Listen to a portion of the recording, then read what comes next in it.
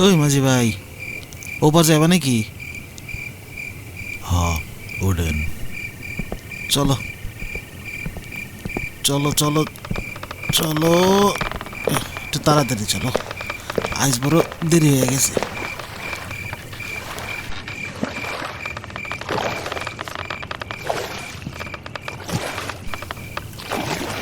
মাঝি ভাই, একটু তাড়াতাড়ি চালাও, আজ বড় দেরি হয়ে গেছে। মাঝি ভাই, একটু তাড়াতাড়ি চালাও। কি হলো মাঝি, থামলা কে?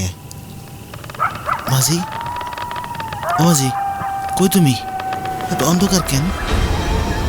মাঝি, কে বাঁচাবে তোকে? তুমি কে? তুমি কে? তুমি, আমাকে ছেড়ে দাও, আমাকে ছেড়ে দাও।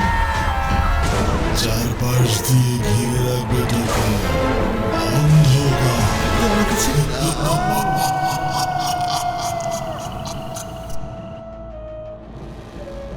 আসসালামু আলাইকুম বন্ধুরা, কেমন আছেন সবাই? আশা করছি ভালো আছেন, আমিও ভালো আছি। শুরু হয়ে গেল ভিবি স্টুডিও প্রেজেন্স অন্ধকার এপিসোডের আজ ২৬তম পর্বে। ২৬তম পর্বে আপনাদের সবাইকে জানাই আন্তরিক শুভেচ্ছা। আপনারা আমাদের পাশে রয়েছেন বিধায় আমরা এই পর্যন্ত আসতে পেরেছি, এর জন্য আপনাদেরকে আবারও জানাই আন্তরিক শুভেচ্ছা এবং আমাদের পক্ষ থেকে ভালোবাসা, অবিরাম ভালোবাসা। আজকে আমাদের অনুষ্ঠানে দুটি গল্প আছে, এই গল্প দুটি আমার কাছে খুব ভালো লেগেছে। আমি চাই আপনাদের সাথেও এই গল্পটা শেয়ার করি। চলুন আর দেরি না করে আমরা গল্পটি শুরু করি। আর একটি কথা বলে নিতে চাই, সেটি হচ্ছে আমাদের কাছে আপনাদের কাছে থাকা ভয়ানক গল্পগুলো কিংবা ঘটনাগুলো, আপনাদের জীবনে ঘটে যাওয়া এইসব ধরনের ঘটনাগুলো কালেক্ট করে অথবা আপনাদের জীবনে ঘটলে আমাদের কাছে মেল করে পাঠাতে পারেন। আপনি যদি চান আপনার ভয়েসে আমরা প্লে করি, তাহলে আপনার মোবাইল থেকে হাই কোয়ালিটি ফরম্যাটে রেকর্ড করে আমাদের জিমেল নাম্বারে মেল করে দিন। আমাদের এখানে মেল করে দিলে বাকি কাজটুকু আমরা করে নেব। আপনি জাস্ট একটু চাইবেন যেন আশেপাশের শব্দগুলো একটু কম আসে। তো চলুন আমরা আর কথা না বাড়িয়ে আমরা চলে যাই আমাদের প্রথম ঘটনায়।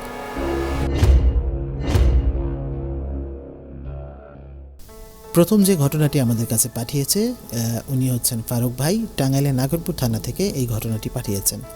আমরা চলে যাব সরাসরি এই ঘটনায়। ঘটনাটি হচ্ছে এমন যে ফারুক ভাই তখন ক্লাস 8 কিংবা 7-এ পড়েন। তো তখন উনি ঢাকায় আসেন তার মামার বাড়ি। ওনার মামার বাড়ি থেকে ঢাকায় ফার্মগেট থেকে, ওনার মামার বাড়িটা ছিল হচ্ছে পোস্তকলা, ঢাকা জুরাইন। এই জুরাইন থেকে উনি ফার্মগেটে একজন লোকের কাছে উনি আরবাসি বাজানো শেখেন। আরবাসি বাজানো শেখেন ওই ফার্মগেটের এক লোকের কাছ থেকে। তো এই বাঁশি উনি প্রচণ্ড প্র্যাকটিস করতেন, কারণ টাঙ্গাইলের নাগরপুর থানায় ওনার গ্রামটা যেখানে ছিল সেখানে অনেকটা খোলামেলা জায়গা ছিল। এই খোলামেলা জায়গা থেকে যখন উনি বাঁশি বাজাতেন তখন তাকে বাধা দেওয়ার মতো কেউ ছিল না। এমন হয় না অনেক সময় যে অনেক লোকজনের মাঝে সবসময় বাঁশি বাজাতে লাগলে অনেকেই ডিস্টার্ব হয়, কিন্তু না, তা না। আসলে ওনাদের এলাকাটা খুব নিরিবিলি ছিল এবং যত দূর চোখ যায় তত দূরই মোটামুটি একদম নিরিবিলি একদম পরিবেশ এবং ধান ক্ষেত, ফসলি আবাদ জমি, আর দূর দূরে অনেক দূর পর্যন্ত এই ফসলি জমিগুলো দেখা যেত। তো উনি এরকম একটা এলাকায় ছোটোকাল থেকে বড় হয়েছেন, আর ঢাকা মাঝে মাঝে তার মামার বাড়িতে উনি বেড়াতে যেতেন।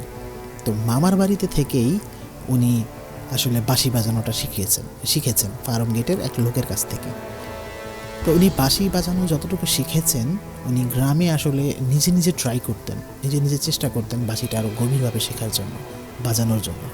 তো এমন একটা সময় যে ওনাদের গ্রামের সবচাইতে বেশি বাঁশি বাজানোর একটা মানে একজন লোক হিসাবে সে পরিচিত হয়ে যায়।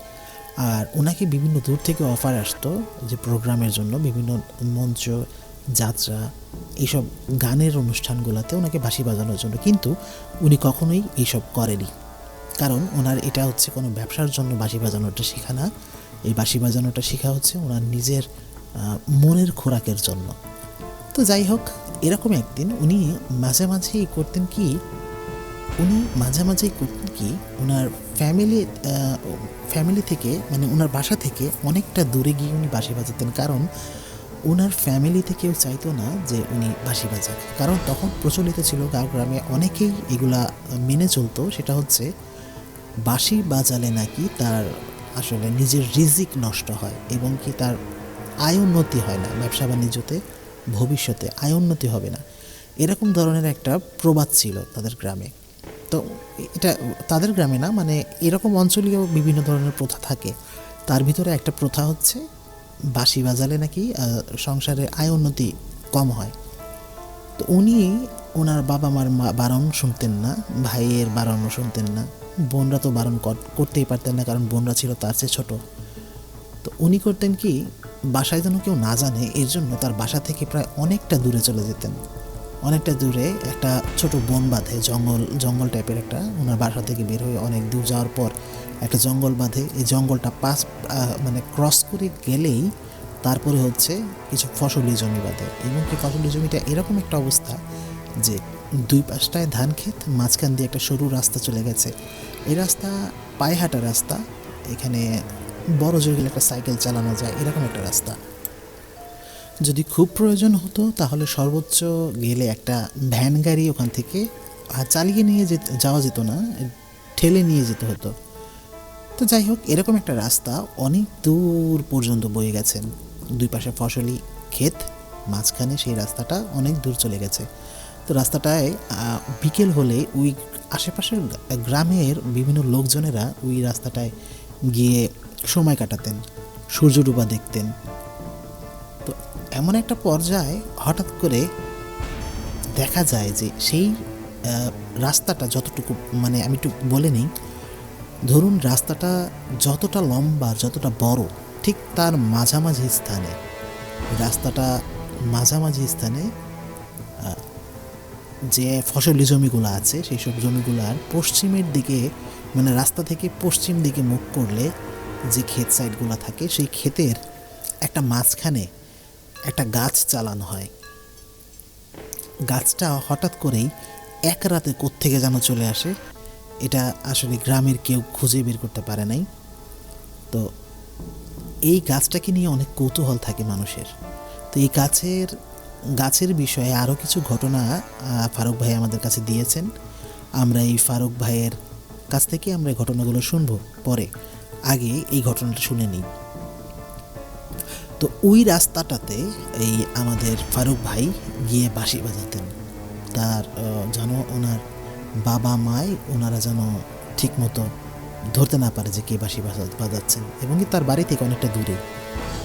তো এমন একটা সময় ওনারা পার করছিলেন যখন ওনাদের গ্রামে এবং কি আশেপাশের আরও 4-5টা গ্রামে বিদ্যুৎ সরবরাহ হয়নি। তখন মানুষ কুপি, হেরিকেন অথবা বিভিন্ন ধরনের যে 1.5 ব্যাটারির এক ধরনের পেন্সিল ব্যাটারির, মোটা ধরনের পেন্সিল ব্যাটারির টর্চ লাইটগুলো ইউজ করতেন তখনকার সময়, আসলে এটা আর কি আমি বলছি। তো ঠিক সেই সময় ওই করতেন কি, গ্রামের লোকজনদেরকে আসলে সন্ধ্যার পর আর কোনো কাজ থাকতো না। সন্ধ্যার পর যে যার মতো আড্ডা মারতো, কেউ দোকানে আড্ডা মারতো, চায়ের দোকানে আড্ডা মারতেন। তো আবার ইয়াং বয়সী যারা আছেন তারা সবাই চলে যেতেন হচ্ছে এইতে এরকম নিরিবিলি জায়গায় নির্জনে বসে আড্ডা মারত। তো খুব সুন্দর একটা রাত, ভালো রাত, চারপাশে জোনাকি পোকা জ্বলছেন, আকাশে জ্যোৎস্না উঠেছেন, রাস্তাঘাট সব একদম পরিষ্কার দেখা যায়। তো ফারুক ভাই করেছে কি, বাসা থেকে চুপ করে 2টা বাঁশি নিয়ে রাতে খাওয়া দাওয়া করে সুন্দর করে 2টা বাঁশি তার লুঙ্গির পিছনে গুজে বাসা থেকে বের হয়ে গেছেন। তো তখনকার সময় বলে নিই আর একটা কথা, যে তখনকার সময় এমন না যে মোবাইল টিপে মানুষের সময় নষ্ট হবে। তখন আসলে মানুষ সময়টাকে ব্যবহার করতে জানতেন। এখনকার মানুষ তো সময় ব্যবহার করতে জানে না, কারণ মোবাইল টিপে অর্ধেক দিনের বেশি শেষ করে ফেলে। যারা মোবাইল টিপেন তারা কিন্তু আসলে মাইন্ড করবেন না, কিন্তু এটা সত্য কথা। যাই হোক, তো ওয়াদুদ বলে ওনার একটা বন্ধু ছিল, ওয়াদুদ নামের একটা বন্ধু ছিল। এই বন্ধুটাকে বলে যে ফারুক ভাই বলেন যে চল আমরা বাঁশি বাজিয়ে আসি, আর বাঁশি বাজানো শুনবো, আর সময় নষ্ট করি, সমস্যা কি, একটু কথাবার্তা বলি, সারাদিন তো বিভিন্ন ধরনের কাজকাম করেছি, চল। তো ওয়াদুদ আর কোনো কথা বলে না, উনি ফারুকের সাথে চলে যান। তো আমাদের গল্পের মূল চরিত্র হচ্ছে কিন্তু ফারুক। তো এই ফারুক তখন বাঁশিগুলো নিয়ে বাবা মাকে না বলে আস্তে করে বলে যে আমি একটু আসছি, এই ওয়াদুদের সাথে একটু কথা বলে আসি। তো এই দুজন মিলে চলে যায় সেই রাস্তায়। সেই রাস্তায় চলে যান, ঠিক রাস্তার মাঝামাঝি স্থানে গিয়ে বসে। কারণ মাঝামাঝি স্থানে কেন, সেটা হচ্ছে রাস্তার শুরুটা এক গ্রামে, মাঝখানে ফসলি ক্ষেত, আর শেষ আর একটা গ্রামে যেয়ে শেষ রাস্তাটা। এর জন্য রাস্তার মাঝামাঝি স্থানে বসলে হয় কি, দুই গ্রামের কোনো গ্রামের শব্দ যায় না, শব্দটা শুধুমাত্র রাস্তার মাঝামাঝি স্থানেই থাকে। তো এর জন্যই ওরা রাস্তার মাঝামাঝি স্থানে গিয়ে বসেছেন। বসে এক কথা দুই কথা বিভিন্ন ধরনের গল্প করতে করতে এক সময় ওয়াদুদ বলে ফারুক যে বাঁশি বাজানো শুনি। তো ফারুক শুরু করলেন। তখন রাত কয়টার, মোটামুটি 9:30 10টার মতো বাজে। তো এরকম সময় ফারুক বাঁশি বাজানো শুরু করলেন। তো ফারুক বাঁশি বাজাতে বাজাতে একটা সময় সে বাঁশিটা চেঞ্জ করবে, কারণ দুই একটা বাঁশি নিয়ে গেছেন, দুইটা বাঁশি নিয়ে গেছেন।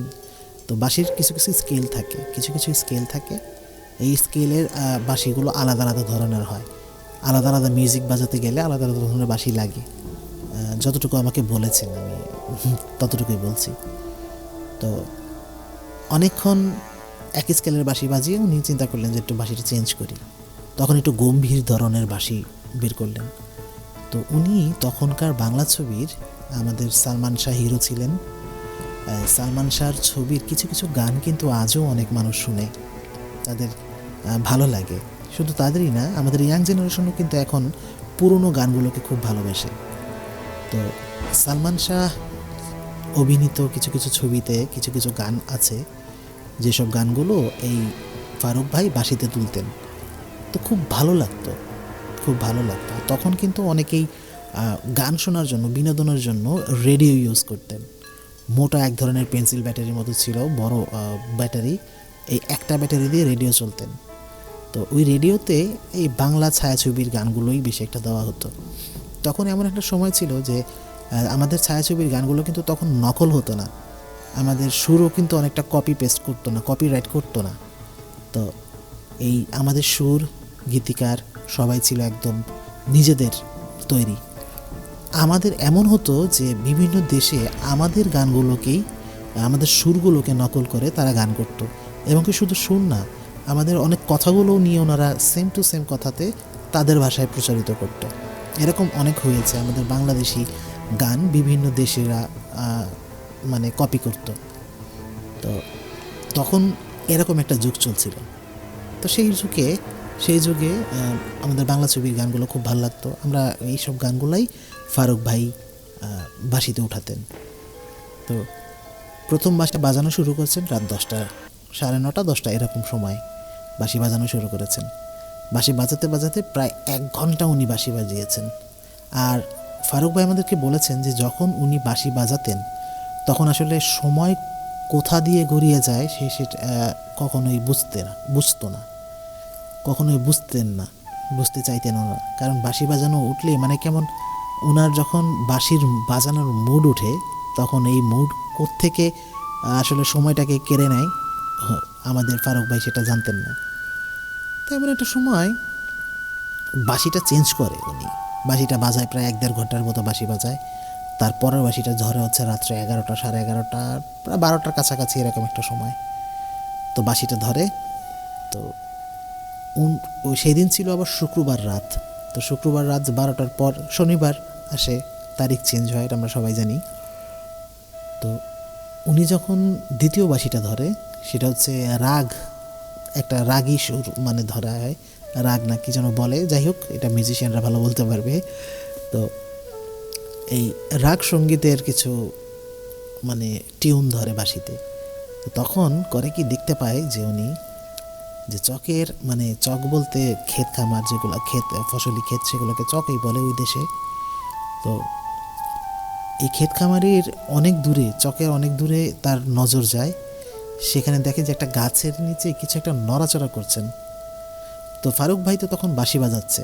তখন ফারুক ভাই মানে পাশে থাকা তার তার পাশে থাকা ওয়াদুদ ভাইকে হাত দিয়ে ঠেলা দেয়, কারণ বাঁশি বাজানো উনি থামাচ্ছে না। কারণ বাঁশি বাজাতে অনেক কষ্ট হচ্ছে ওনার, মানে সুরটাকে ধরতে, বুঝতে, টিউন তুলতে। আবার চোখ দিয়ে দেখছেও দূরে কি যেন একটা নড়াচড়া করছে গাছের নিচে।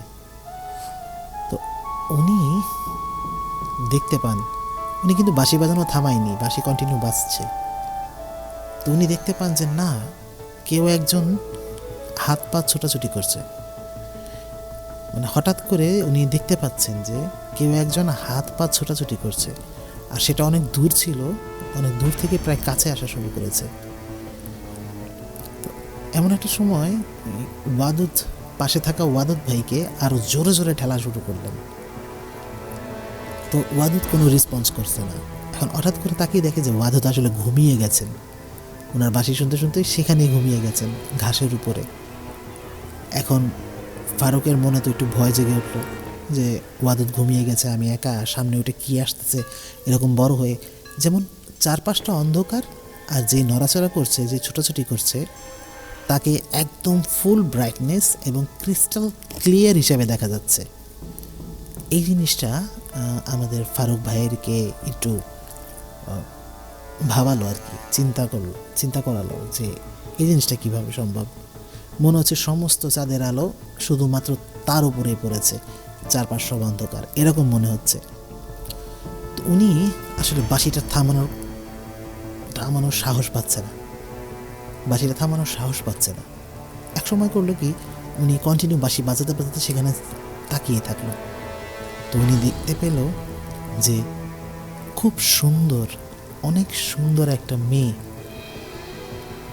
এই বাঁশির সুরে আর তালে নাচানাচি করছে, এবং কি সেটা তখন অনেকটা কাছে চলে এসেছে। তো এই জিনিসটা দেখে আসলে আমাদের ফারুক ভাই তেমন বেশি ভয় পায় নাই। ফারুক ভাই ভয় পেয়েছে সবচাইতে বেশি হচ্ছে যে ওই যে মেয়েটা নাচছে ওনার বাঁশির সুরে সুরে, এই মেয়েটার সাথে সাথে মেয়েটাও কাছে আসছে, ছোট থেকে অনেক বড় হচ্ছে, কিন্তু সে যে গাছের নিচে নাচানাচি করছেন, এই গাছটাও আস্তে আস্তে বড় হচ্ছেন, মানে গাছটাও ওনার সাথে সাথে আসছেন এই ক্ষেতের মাঝখানে। এই জিনিসটা দেখে পুরো অবাক হয়ে গেছেন। ঠিক তখনই আমাদের এই ফারুক ভাইয়ের মাথায় একটা চিন্তা চলে আসলো। বিভিন্ন ধরনের মানুষের, মুরব্বীদের মুখে শুনেছেন যে এই বাঁশি নিশিরাতে বাজালে অনেক পরী নাকি এই বাঁশির সুরের সাথে, টিউনের সাথে রিয়্যাক্ট করে। তো এই জিনিসটা তার মাথায় ধরে গেছে। এখন এই সুন্দর সুরের শব্দের কারণে যে অবয়বটা নাচানাচি শুরু করেছেন, এখন যদি বাঁশির টিউনটা সে থামায়, তাহলে দেখা যাবে যে এই টিউনটা থামালে ওনার নাচে মানে বাধা ঘটবে, বাধা হবে। এই বাধা হলে ফারুক ভাইকে কোনো একটা ক্ষতি করতে পারে। তো এইসব আসলে গ্রামের লোকজনদের মুখ থেকে শুনেছে, যেহেতু সে বাঁশি বাজায়, আর বেশিরভাগ সময় রাতেই বেশি বাজায়, এর জন্য বিভিন্ন মুরব্বীরা তাকেই আসলে এসব ধরনের কথা বলেছিল। তো ফারুক ভাই সেটা মাথায় রেখে বাঁশি বাজানোটা থামাচ্ছে না। উনি বাঁশি বাজাচ্ছেন, দূরে ওই অবয়বটার দিকেও খেয়াল রাখছেন, এবং কি বাঁশির টিউন যেন ঠিক থাকে সেদিকেও খেয়াল করছেন। আবার পা দিয়ে ওয়াদুদকেও ঠেলছেন যেন ওয়াদুদ ঘুম থেকে উঠে। তো ওয়াদুদও ঘুম থেকে উঠছে না, বাঁশির টিউনও থামাতে পারছে না। তো একটা সময় ওয়াদুদের মাথা ঘোরা শুরু হলো, কারণ দেখবেন অনেক সময় মুখ দিয়ে নিঃশ্বাস দিতে দিতে দিতে দিতে একটা সময় মাথা ঘুরে কিংবা ঠোঁট অবশ হয়ে আসে। তো ওয়াদুদেরও ঠিক মানে ফারুকেরও ঠিক একই রকম অবস্থা হচ্ছিল। তো কী করবে, ওনার তো বাঁশি থামানো যাবে না। তো উনি বাঁশির টিউন ধরেই রেখেছেন। এখন উনি দেখতে পায় যে দূরের অবয়বটা, মানে তার শরীরের ড্রেসটা চেঞ্জ করছে। যেমন প্রথমে ছিল সাদা ড্রেস পরা, আর কাপড়ের লেসগুলো ছিল হচ্ছে কালো কালারের। নাচানাচি করতে করতে হঠাৎ করে দেখছেন যে ওনার মাথা থেকে মাজা পর্যন্ত টকটকে লাল ড্রেস এসে পড়েছে, এবং তার শরীরের চামড়াটাও অনেকটা লাল বর্ণ ধারণ করেছে। কিছুক্ষণ পর দেখতে পায় যে তার পুরো শরীর লাল হয়ে গেছে। পুরো শরীর লাল হয়ে গেছে। যেহেতু পশ্চিম দিকে মুখ করে তারা বসেছিলেন, ততক্ষণে চাঁদও হেলে পড়েছে পশ্চিমের আকাশে। তখন দেখা যাচ্ছে যে উপরে চাঁদ, নিচে গাছ, তার নিচে ওই মেয়েটা নাচানাচি করছেন। এখন ওয়াদুদ তো কোনো মতেই বাঁশিটাকে আর এগিয়ে নিয়ে যেতে পারছে না, বাজাতে পারছে না, ও খুব কষ্ট হচ্ছে। এমন একটা সময়, সরি আমি ওয়াদুদ বলে ফেলেছি, ফারুকের কথা বলছিলাম, যে ফারুক বাঁশিটা থামাতেই পারছে না।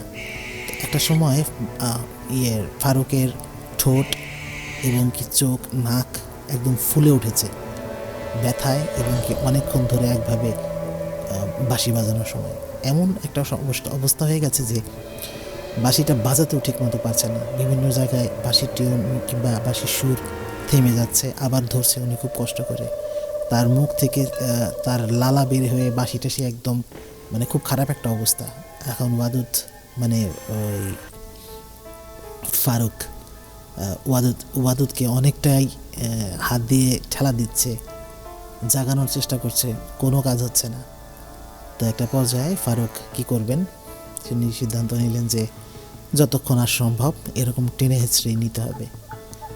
তো পরবর্তীতে একটা সময় ওই অবয়বটা গাছ সমেত অনেক কাছে চলে এসেছে, অনেক, মানে আর কিছুক্ষণ হলেই একদম মানে ওর সামনে এসে নাচানাচি করবে, এরকমটা একটা কিছু। তো নাচতে নাচতে সামনে চলে এসেছে। আর এখন ওই ফারুক ভাই খেয়াল করছেন যে ওই অবয়বটার চোখ মানে নাচের ফাঁকে ফাঁকে অনেক সময় মানে চোখ ঘুরিয়ে ঘুরিয়ে আমাদের ফারুক ভাইয়ের দিকে তাকাচ্ছে আর মুচকি মুচকি হাসছে। কিন্তু সবচেয়ে বড় কথা হচ্ছে অবয়বের চোখ দুটো টকটকে লাল, টকটকে একদম লাল টকটকে চোখ, চোখের কোনো মনি দেখা যাচ্ছে না, শুধু লাল টকটকে, মনে হচ্ছে চোখ দিয়ে লাল আলো বেরোচ্ছে। তো এটা দেখে তো ফারুক ভাইয়ের আরও অবস্থা খারাপ। তখন কি করবেন, এখন চিন্তা করবেন ফারুক ভাই যে আর কিছু করা সম্ভব না, আমি আর বাঁশি বাজাতে পারবো না। তখন এক সময় ফারুক ভাই বাঁশি বাজানোটা ছেড়ে দেয়, ছেড়ে দিয়ে উনি দম নিতে থাকেন। দম নিতে নিতে হাঁপাতে হাঁপাতে ওনার হার্টবিট খুব ফাস্ট হয়ে গেছে। তো উনি হাঁপাতে হাঁপাতে অবয়বটা দিকে তাকিয়েছে। এখন দেখলো অবয়বটা নাচতে নাচতে নাচ ছেড়ে দিয়ে খুব রাগী ভঙ্গিতে, মানে হাসি থেকে হঠাৎ করে তার মুড চেঞ্জ হয়ে রাগী ভাব চলে আসলো। এই রাগী ভাবটা চলে আসার সাথে সাথেই ফারুক ভাইয়ের দিকে তাকিয়ে অবয়বটা আস্তে আস্তে করে এক পা দু পা করে ফেলতে ফেলতে ফেলতে ফেলতে সামনে যখন এসেছে তখন খুব জোরে জোরে মানে চিৎকার করছে ওনার কানের সামনে এসে চিৎকার করছে, মানে কোনো কিছু বলছে না, শুধুমাত্র চিৎকার করছে দাঁত বের করে, যে মাথাটা একটু নিচা করে কুঁজো হয়ে ফারুক ভাইয়ের সামনে এসে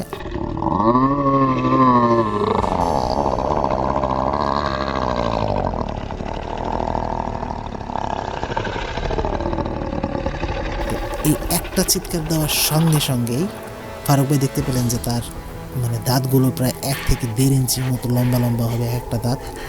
এবং কি আপনারা হয়তো বা দেখেছেন সমুদ্রের এক ধরনের মাছ আছে, যে মাছগুলোর মাথায় একটা লাইটের মতো আছে মাথায়, এটা কিন্তু আবার জোনাকি পোকার মতো জলে গভীর পানিতে থাকে এই মাছগুলো। তাদের দাঁত দেখবেন যে একটা দাঁতের মাঝখান দিয়ে আর একটা দাঁত ঢুকে গেছে, অনেক লম্বা লম্বা সুচালো চিকুন, এইরকম দাঁত, আর চোখ সম্পূর্ণ ধরনের লাল, এবং কি মুখ থেকে লালা বের হয়ে আসছে প্রত্যেকটা চিৎকারের সঙ্গে। তো এটা দেখে আসলে ওয়াদুদ মানে ফারুক আর কিছু করতে পারলেন না, মানে কি করবেন আর। এখন উনি দেখছেন ওনার শরীর হাত পাওয়া আর নড়ছে না, ভয়ে ওনার শরীর হাত পাওয়া নড়ছে না, উনি শুধুমাত্র একজন অভাগা মানুষের মতো তাকিয়ে থাকা ছাড়া আর কোনো উপায় তার নাই। তো উনি তাকিয়ে আছেন আর অবয়বটা একদমই একটানে একবারই চিৎকার করছে। তো চিৎকার করতে করতে একটা সময় অবয়বটা থেমে গেল, একদম থেমে গেল, মনে হচ্ছে কিছু একটা চিন্তা করছে অথবা কিছু একটা তাকে ইফেক্ট করেছে। তাকিয়ে মনে হলো যে অবয়বটা ভয় পাচ্ছে, কোনো একটা ভয় পেয়ে আবার পিছনের দিকে যাওয়া শুরু করেছে। পিছন দিকে গিয়ে এপাশ ওপাশ তাকিয়ে পিছনের দিকে গিয়ে 1 সেকেন্ডের মধ্যে ভ্যানিশ। এই দৃশ্যগুলো দেখে ফারুক ভাইয়ের খুব খারাপ অবস্থা। তখন ফারুক ভাই মাত্র জ্ঞান হারাবে, ঠিক জ্ঞান হারাবার কিছু আগ মুহূর্তে শুনতে পেলেও ফজরের আজান হচ্ছে।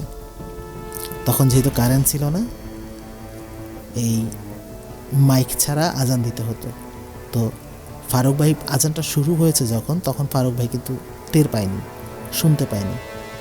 ওই অবয়বটা যখন আজানটা শুরু হয়েছে ঠিক তখনই সে শুনতে পেয়েছে এবং কি পিছে চলে গেছে অবয়বটা। তারপরে কিছুক্ষণ ফারুক ভাই যখন সেন্সলেস অবস্থায় চলে যাবে ঠিক তখনই ওই হুজুরের একটু আওয়াজ শুনতে পায়, আসসালাতু খায়রুল মিনান নাউম, এরকম টাইপের কোনো একটা শব্দ ফারুক ভাই শুনতে পান। ওইটা শোনার সাথে সাথে ফারুক ভাই সেন্সলেস, অজ্ঞান হয়ে যায়। তারপর সকালবেলায় ওই রাস্তা দিয়ে যাওয়ার সময় বিভিন্ন ধরনের এই কৃষক ভাইয়েরা তাদেরকে পানি দিয়ে তাদের জ্ঞান ফেরানোর পর তাদেরকে চিনতে পারে, কারণ তারা পাশের গ্রামেরই। বলে যে তোমরা দুজনে এখানে শুয়ে রয়েছে কেন, এখানে তো শুয়ে থাকার কোনো প্রশ্নই না কি করেছো বুঝলাম না। তখন ফারুক ভাই আর ওয়াদুদ ভাই বলেন যে না, আমরা বাঁশি বাজাতে এসেছিলাম, রাত্রে অনেক রাত হয়ে গেছিলাম, আমরা বাঁশি বাজাতে একসময় ঘুমিয়ে গেছি। তো এই কথাটা বলে ওনারা ওখান থেকে কোনো মতে সাইড কেটে চলে আসে। কিন্তু মানুষজন, এখানে একটা কিন্তু আছে, সেটা হচ্ছে মানুষজন কিন্তু তাদেরকে বেশি একটা গ্রাহ্য করে নাই। অজ্ঞান হয়ে বসে রয়েছে, শুয়ে রয়েছে, তাদেরকে কিন্তু কোনো গ্রাহ্য করে নাই। তারা ছিল হচ্ছে পুরো গ্রামের মানুষ হই হুল্লো মাতিয়ে রেখেছিল একটা কারণে, সেটা হচ্ছে ওই ক্ষেত খামারগুলোতে ওয়াদুদ যখন বাঁশি বাজাচ্ছিল তখন একটা অবয়বের সাথে যে একটা গাছ চলে এসেছিল, আপনাদের মনে আছে? ঠিক ওই গাছটা ওইখানেই রয়ে গেছে, অবয়বটা কিন্তু তখন সেখানে নাই, গাছটা ওখানেই রয়ে গেছে। সেটা ছিল একটা বট গাছ, তবে ছোটোখাটো, অত ছোটও না, প্রায় 30-40 ফিট লম্বা হবে।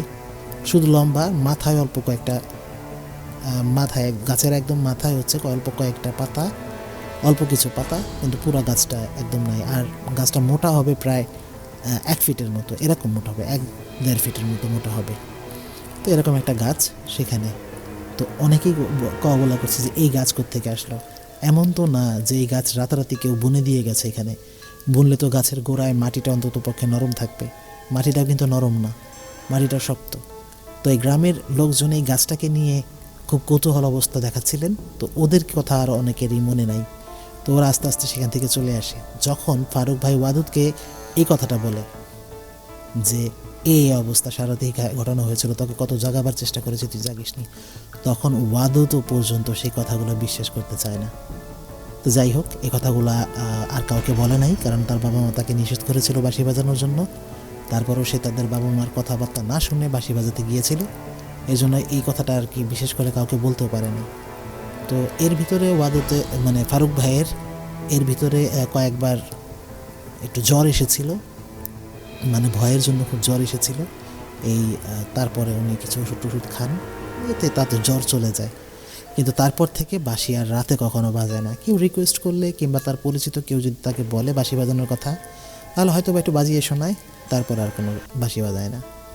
আর ওয়াদুদ ভাই ফারুক ভাই আমাদের কাছে আরও কিছু ঘটনা পাঠিয়েছে এই গাছকে কেন্দ্র করে, আমরা সামনে সেটাও শুনব। তো এই ছিল আমাদের ফারুক ভাইয়ের পাঠানো প্রথম ঘটনা।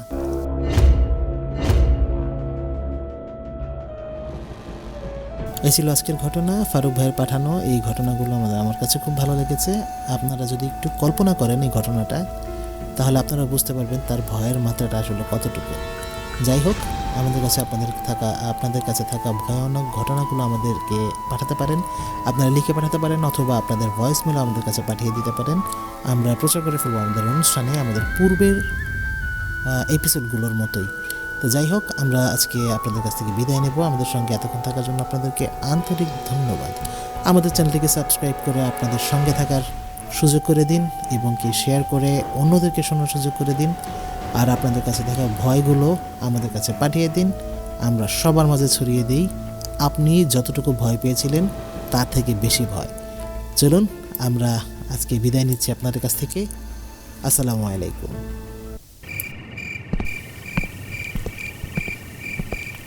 ওই মাঝি ভাই, ওপার যাবে নাকি? হ্যাঁ, ওঠেন। চলো চলো চলো চলো, একটু তাড়াতাড়ি চলো, আজ বড় দেরি হয়ে গেছে।